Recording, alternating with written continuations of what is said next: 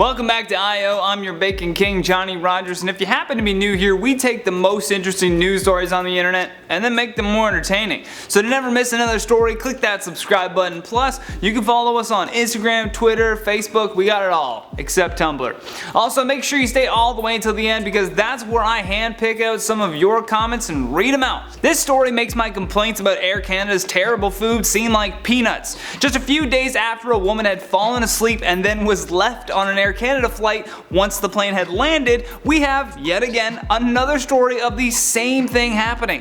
A 69-year-old woman by the name of Pamela Prescod from Guelph, Ontario, who is not only visually impaired but also has several other health issues, was forgotten by the Air Canada crew as well. Pamela had just landed at Toronto Pearson's International Airport after a vacation in Barbados, and while the passengers were getting off the plane, she was told to remain seated so that a staff member could get her a wheelchair. However, the staff never returned. They never returned, guys. In an interview with CTV News Kitchener, Prescod said, "I was scared because I have all of these health issues. I didn't even have a cell phone to call for help," adding, "The scariest time of my life was there." According to Prescod and her family, she had sat on the empty plane for close to an hour until a maintenance worker boarded the plane. If he hadn't, who knows how long Pamela would have been left there for. Prescod said that the mechanic was relieved to have found her, stating that if he had not been there, she might have been stuck in the plane for several hours until a cleaning crew arrived. Worst nightmare ever. CTV News reached out to Air Canada for a statement on the matter, but they really didn't have a great answer for them.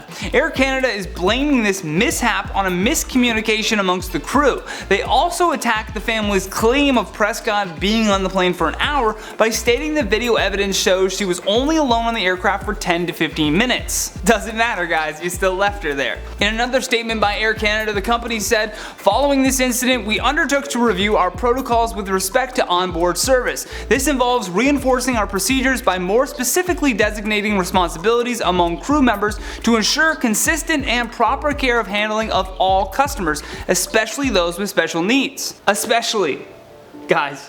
Especially those with special needs. I feel like this doesn't need to be said, but they still said it. The company is still recognizing that they are at fault regardless of the squabbles over how long they left the woman there for, but Air Canada has issued Pamela Prescod a public apology, refunded her plane ticket, and have given her a $500 voucher for future travel.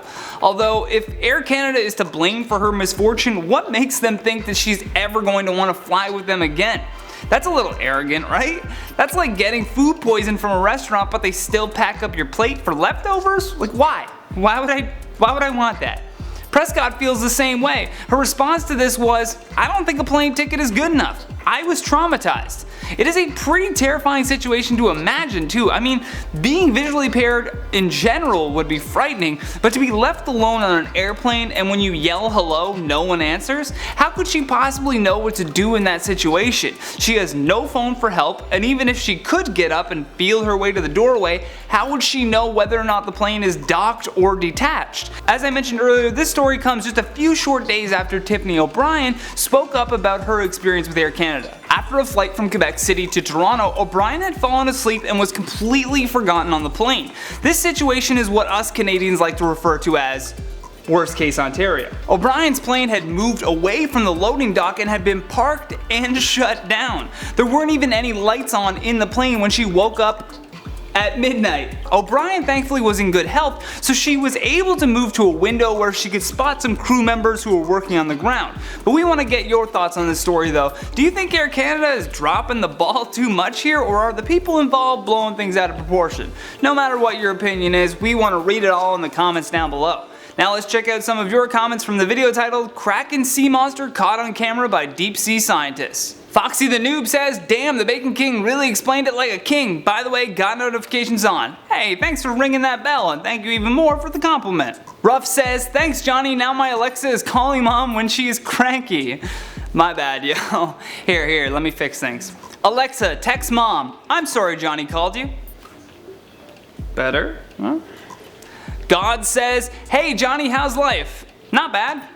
How's life being a god? Gee22531 says, "When I saw Johnny, I want to grab some bacon." Yeah, that should be the bacon challenge. Every time you see me, you must start cooking bacon. Hopefully the sizzling will drown out my voice. I'm Super Duper Lost says, my comment will never get read, so I don't know why I'm even trying to. Well, would you look at that? Once you were lost, but now you're super duper found. Thank you for watching Inform Overload, and if you enjoyed this video, then show us some love here by tapping that like and subscribe button. And if you find any news stories that you think are cool and you want us to cover, make sure you send the link in a DM to our Instagram page at InformOverload, and if we like it, you may just see your story on our channel. Plus, for more videos like this one, all you gotta do is click that playlist on the side of the screen. From Inform Overload, I'm Johnny Rogers. Until next time, take care.